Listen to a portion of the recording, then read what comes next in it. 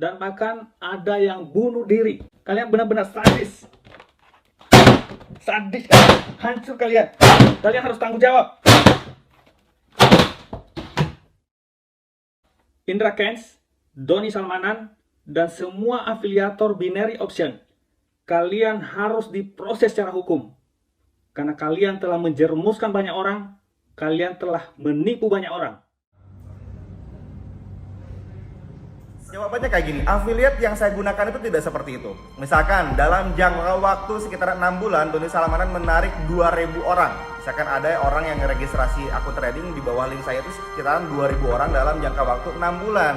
Tapi kalau kemarin profit tuh ya, pasti diam-diam aja tuh si Kang bawa banting laptop tuh, diam-diam aja tuh laptopnya udah ganti jadi MacBook tuh kalau profit tuh. Ini karena loss aja, makanya ribut, berisik, minta ganti rugi. Coba profit pasti diam-diam aja. Yuk kita bahas.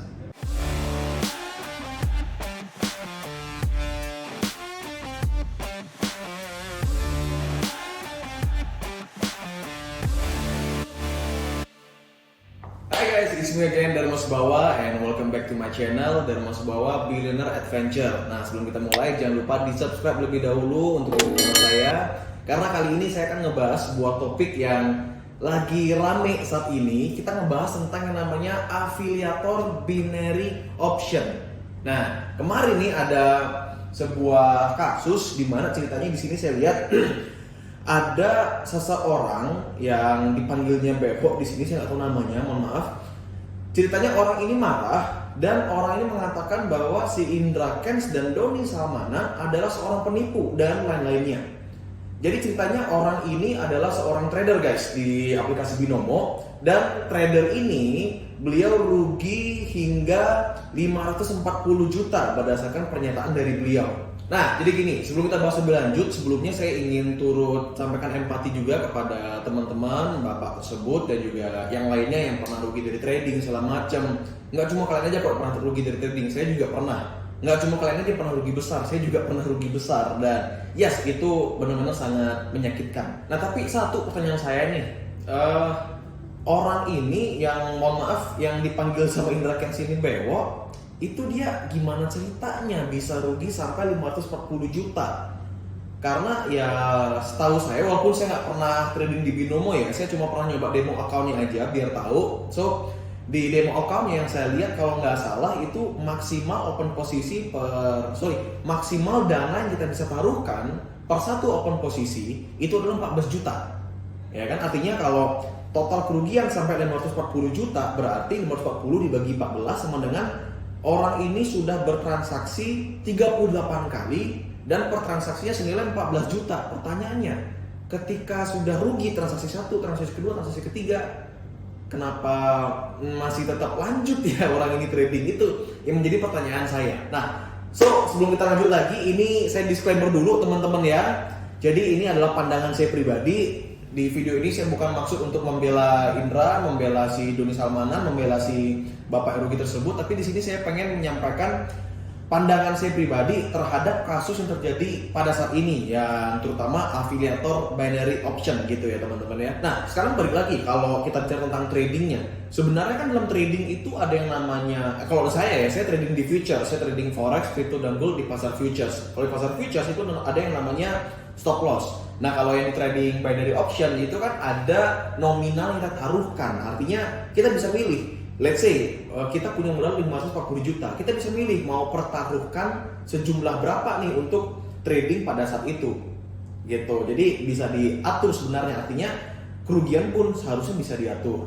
Nah tapi sebelum membahas lebih lanjut, sekarang yang wajib saya bahas dulu dan wajib teman-teman pahami dulu adalah binary option ini apa sebenarnya? Binomo itu apa? Aplikasi lainnya seperti Olimtrade, Oxtrade, dan IQ Option ini aplikasi apa sebenarnya? Jadi gini guys, binary option itu artinya adalah gini, binary artinya adalah dua kaki ya. Itu kenapa kalau skema NMM ada dibilang skema binary, itu artinya skema dua kaki.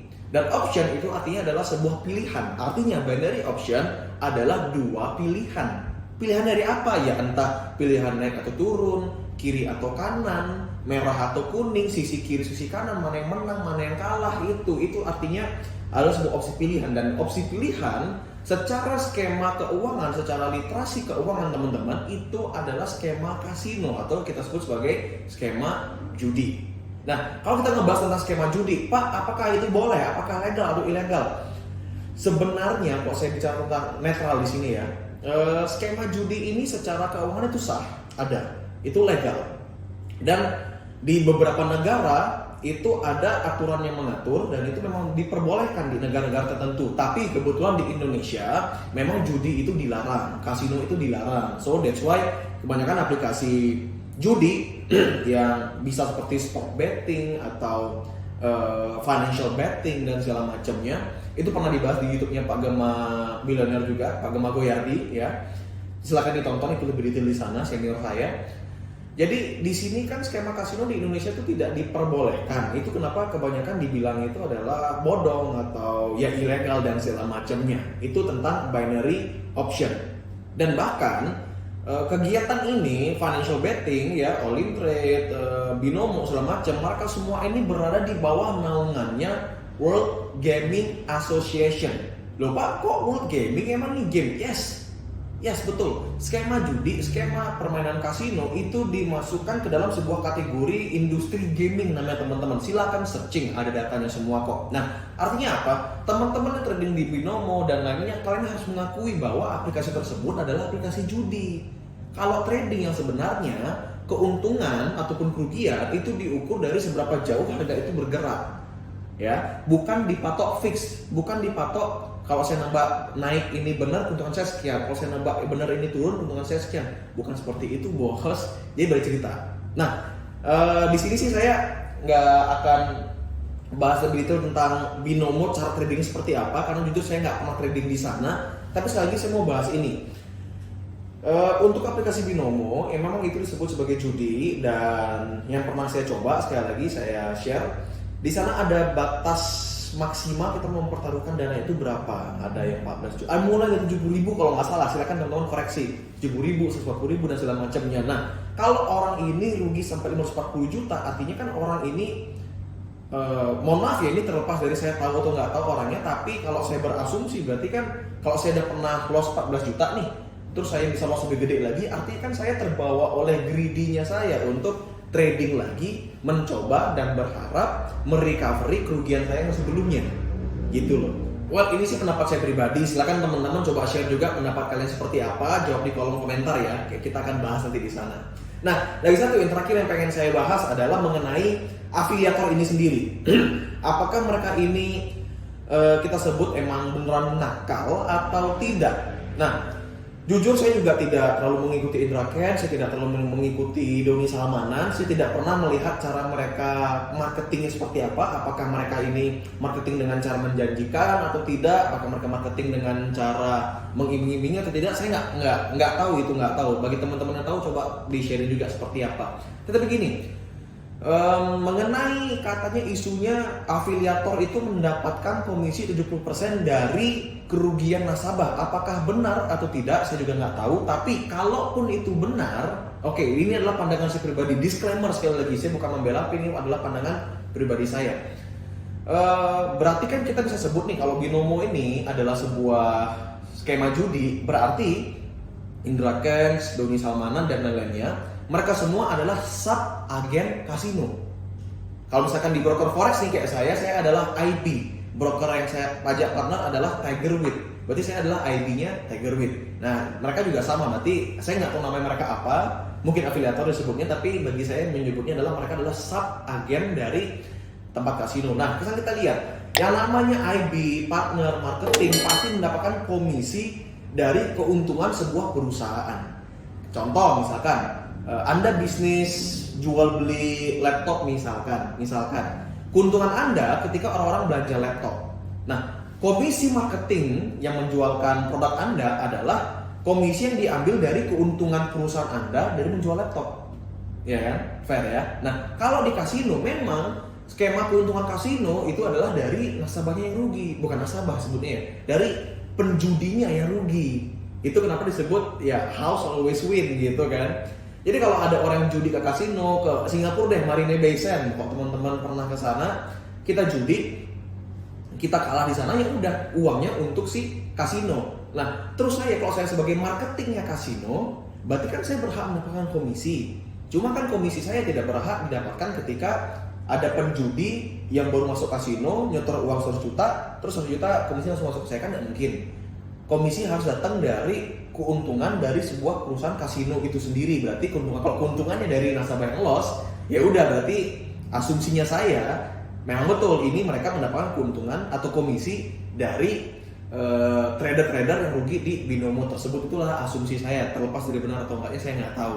Tapi kalau kita berpikir logika, dan kalau skema judi ini disahkan di negara luar, yaitu bagi mereka sah-sah saja. Tapi karena di Indonesia, saya ngeliat ada aturannya di Bapepti, atau iya benar-benar di Bapepti, pasalnya saya lupa, nanti coba saya akan masukkan di video ini. Ada juga dibahas di videonya Pak Gemas, silahkan teman-teman tonton deh, itu rekomen banget, edukasinya bagus. Nah, memang di Indonesia segala bentuk perjudian itu dilarang. Artinya otomatis yang menawarkannya pun juga itu harusnya melanggar undang-undang seharusnya. Oke, jadi silakan teman-teman searching lagi. Mungkin teman-teman yang lebih pintar soal hukum boleh coba di-share di kolom komentar. Oke guys, jadi itu aja mungkin yang saya bisa sharing terkait kasus ini. Ini adalah pendapat saya pribadi. Sekali lagi disclaimer, bukan membela sebelah, bukan membela di sebelah kanan atau kiri. Ini adalah pendapat saya pribadi, pandangan saya pribadi terkait kasus yang terjadi ini. Semoga kita bisa sama-sama belajar dan sama-sama lebih dewasa. Ingat, trading itu mengandung resiko, ya. High risk high return teman-teman, ya. Kalau kita bisa dapat return yang tinggi, siap-siap juga sama resiko yang tinggi juga. Dan jangan sekali-sekali ketika kita udah nyoba trading, kita rugi, kita menyalahkan orang lain, apalagi trading ini karena kita sendiri yang keputusan. Itu sudah mutlak. Kalau selama keputusan trading adalah kita sendiri yang melakukan, bukan orang lain yang melakukan, itu mutlak adalah kesalahan kita sendiri. Itu juga yang menjadi pelajaran terbesarnya saya. Oke?